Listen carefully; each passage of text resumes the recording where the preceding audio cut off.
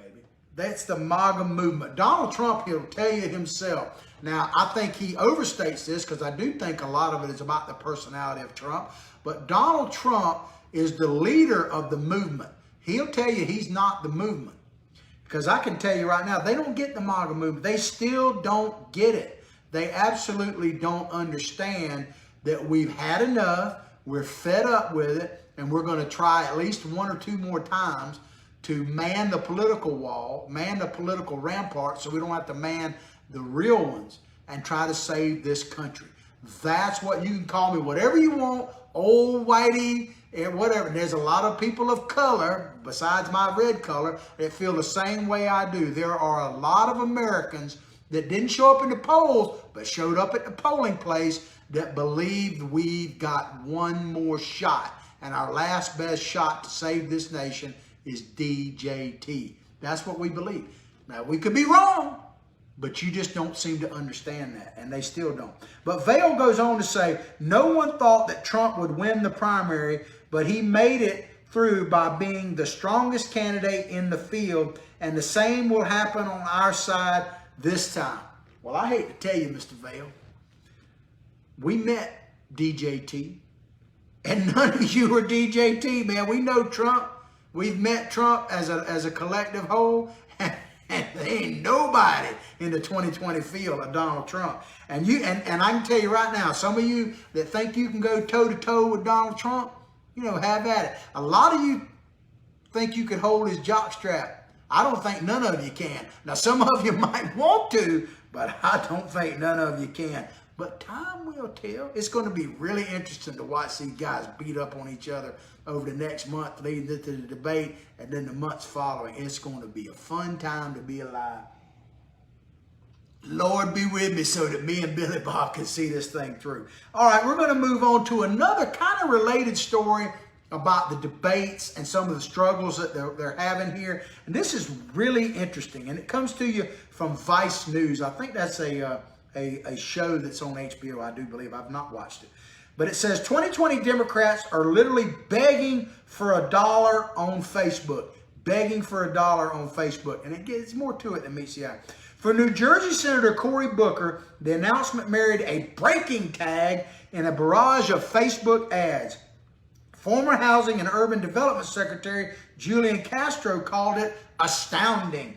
Washington Governor Jay Inslee, who's 68, gave it no less than 2 siren emojis in a Facebook post. OMG, what could it be? Well, we'll tell you. The news, the Democratic National Committee announced its plan last week to cull the unruly field of 24 candidates for president by setting a 130,000 donor threshold to qualify for its 3rd and 4th debates this fall. Now, for the first debate, you got to reach 60. What they're talking about is unique donors. It's not a dollar amount. It's not a certain amount. But you got to have, in order to qualify for this first debate, you must show that you have 60,000 uniquely separate donors. Not multiple ones. You can't write 2 checks to the same person. And so that has got people scrambling. But now they've announced that if you want to be in the second debate later, or actually the 3rd and 4th debates, when it really gets down to it, you're going to have more than double that. You're going to have 130,000 individual donors. So it's just to weed them out. I call it the Who Dat Challenge, because most of these people are like, who is it? I'm not supposed to write a check to somebody. I don't even know what do I put in? I don't even know who that is. So I call it the Who Dat Challenge, and trying to get some kind of recognition. But back to this article from, let me make sure I get it right, from the Vice News. I'm not recommending it one way or another, just a news source I'm using. The move set off a scramble for cash on Facebook, inundating voters with fundraising appeals, blowing up prices, because they go back to how Bernie, in his first time in 2016, and go all the way back to McCain actually, raised a ton of money on social media and Facebook literally almost overnight. And so they're using this as kind of a gauge, and it's the best way these candidates, and they're probably right, can think of a way to get that many donors in a quick manner. But they said it set up these fundraising ads on Facebook. I got to tell you, other than in the article. I haven't actually seen one pop up on my Facebook site, and I got a lot of followers. I got over 12,000, by the way, now on John Martin Talks Facebook. Thank you so much. But on like my personal page that I try to keep politics off of for the most part. Family, stuff like that, fishing, that kind of thing. I've got about 2,700 friends on that, and I haven't seen any of these ads. So I kind of take that as a badge of courage that Facebook has determined I ain't voting for none of the 2020 people. And let me just confirm that for you. It ain't happening. But the new Democratic debate rules have made chip in, that's their new slogan. They got all these slogans. If true, chip in. The unofficial, decidedly thirsty rallying cry for several campaigns desperate to make the cut. Sounds like a new definition to the U.S. Open to be. The U.S. 2020 Democratic Open. That's what they ought to call. Maybe they ought to have just a playoff. Maybe play putt-putt golf or something, man. The resulting fight for small donors has helped Facebook rake in, check this out, helped Facebook rake in more than $1 million each week from the sprawling Democratic field, according to company figures. $1 million a week Facebook is making off of these Democratic guys just trying to get a dollar, man. Think about that. Facebook reported that the 2016 total amount of money spent by Russians to influence you with Facebook ads was $100,000. $100,000. So Facebook is making 10 times more money from the 2020 field of Democrats than they made off the Russians. I guess that's why they love them so much. And here's one of the things that was put out by Inslee. This is what he put out. Alert, we need 130,000 donors this summer to be guaranteed a spot at the next Democratic debates, his page said. It said, help Jay's mission. Oh, it said, it's a Facebook ad asking for as little as $1. Help Jay's mission to defeat climate change front and center on the stage, chip in before midnight. Help defeat climate change front. So this guy is trying to defeat climate change. He's running against climate change, I guess. I don't know. Good luck. What does that hat look like? But here's the rub. Long shot candidates may need to spend more on Facebook ads and other digital outreach than donors actually give to their campaigns. So check this out. They're going to have to spend more money than they're actually going to raise that money. Now that sounds crazy, right? But that is progressive logic 101. The cost is irrelevant as long as the result is what you want. And it kind of reminds me, and I've talked about this, I hadn't mentioned it in a while. This was several years ago at the University of Florida, which is my alma mater, and right here in Gainesville, Florida, which I'm just on the outskirts of. They had this big press conference because they built this building and it was off the grid. It was on campus, but electrically off the grid. And they had built these solar panels on top of this building. I want to say it was an engineering building, but don't hold me to that. Maybe chemistry. And their big selling point was that, man, this building was going to be totally powered by these solar panels. And so it sounds really good, right? But I'm sitting there listening. I was at the press conference, and I'm sitting there listening to it, and they said that it would pay for itself in 50 years. That the cost of the solar panels and to implement it through the building would pay for itself in electrical savings over 50 years. It still sounds really good, right? Except for one little item that kind of they threw, oh, by the way. But, oh, by the way, the solar panels have a 30-year guarantee. So it's going to take 20 years longer than the guarantee of the solar panels to pay for itself. Only progressives can think that is a good deal. I'm telling you, man. It's like, think about that, like buying a car and saying, oh, your car is going to be worthless in 20 years, but you got to pay for it for 50. I mean, it's crazy. But going back onto the article, there are plenty of people who qualify for the debate. This is from Nico Duffy, Managing Director of Commonwealth Media, whoever that is. There are plenty of people who qualify for the debate stage, but could be bled dry by the process to get there. Hey, sounds good to me, man. But these next couple of paragraphs, if you're wondering about a comparison between capitalism and socialism and the logic of the left, these couple of paragraphs sum it up pretty good. Here we go. The intense competition to draw on potential donors has driven up prices on Facebook's action-based marketplace where advertisers bid to serve their content to specific types of users. So they target people. Obviously, I'm not one of them. And that's push up the cost of acquiring individual donors across digital media. So it's pure capitalism, supply and demand. There is a huge demand for you $1 donors out there, and the supply of you willing to even be bothered by this is pretty small. So it's driving up the cost to reach it. That's capitalism, right?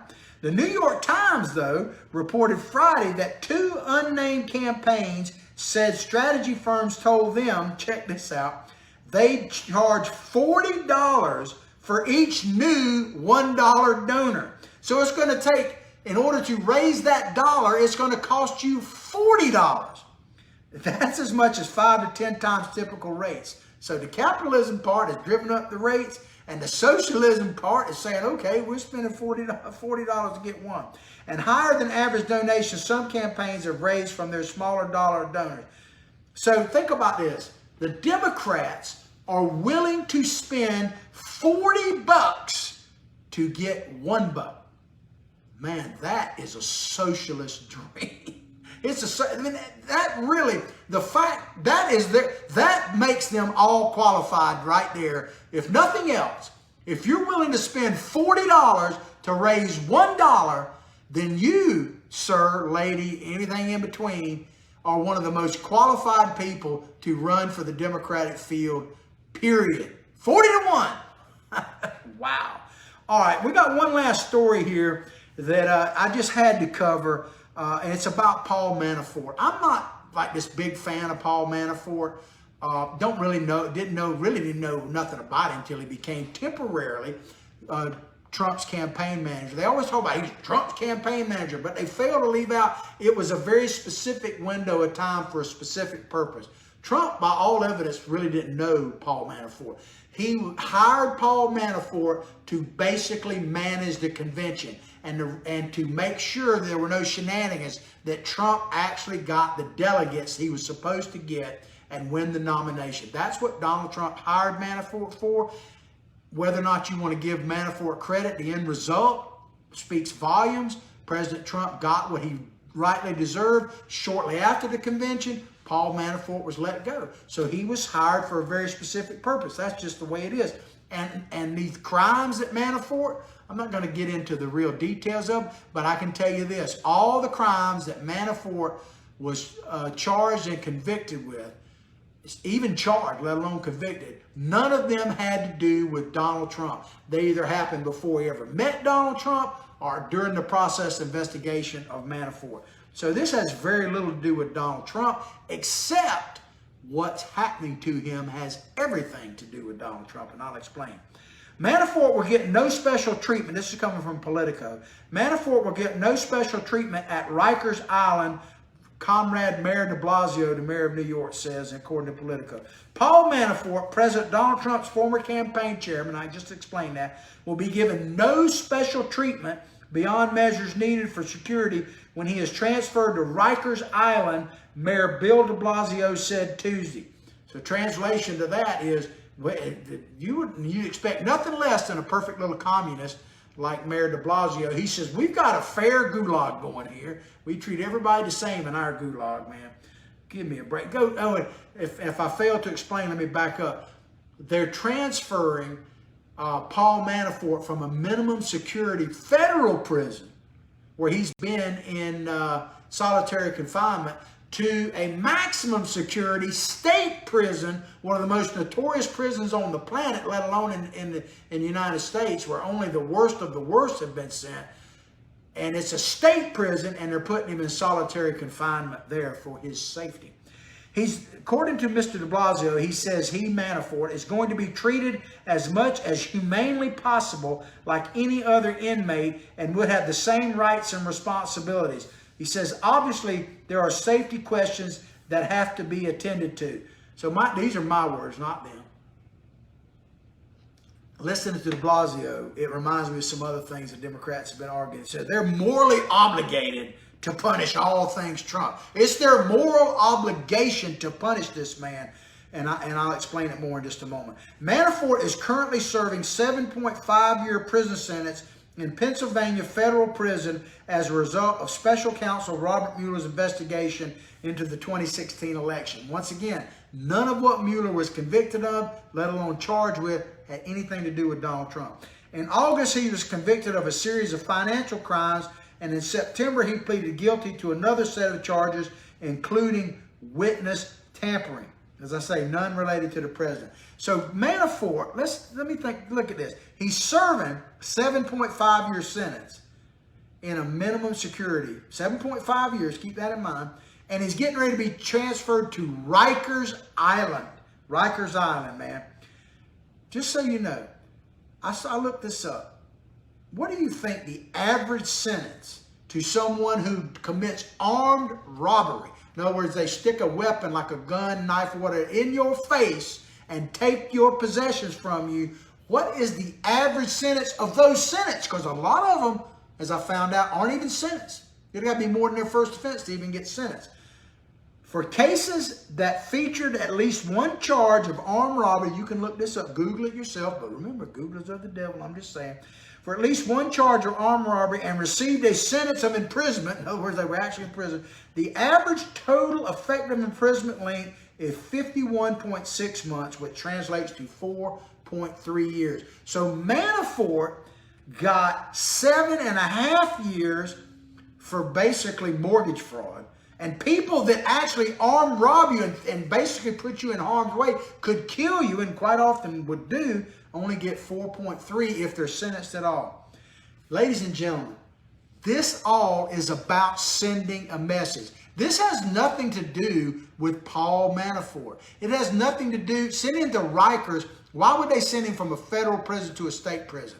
It's because they're sending a message, and it's not to Paul Manafort. It's not to people who commit bank fraud, tax evasion, the various things, even influence peddling and taking bribes from foreign countries, multiple things that Manafort has pled guilty to. None of this has anything to do with sending message to those potential people committing those crimes.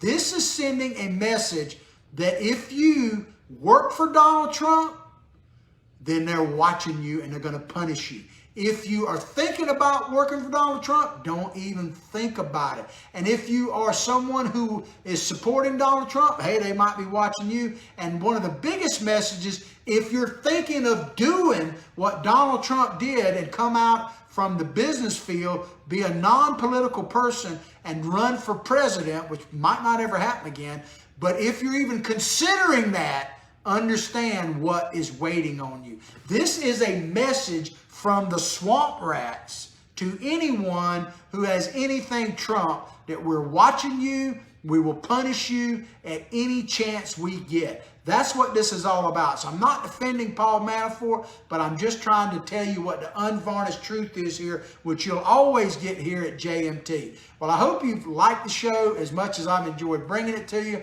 Please go directly to our Facebook site, like it, and share it with others. We're on here every day, the old fat hillbilly. I guess I got a new nickname. I'll wear it with pride. But above all else, ladies and gentlemen, as I say every day, from my heart, my family to yours, have a blessed day.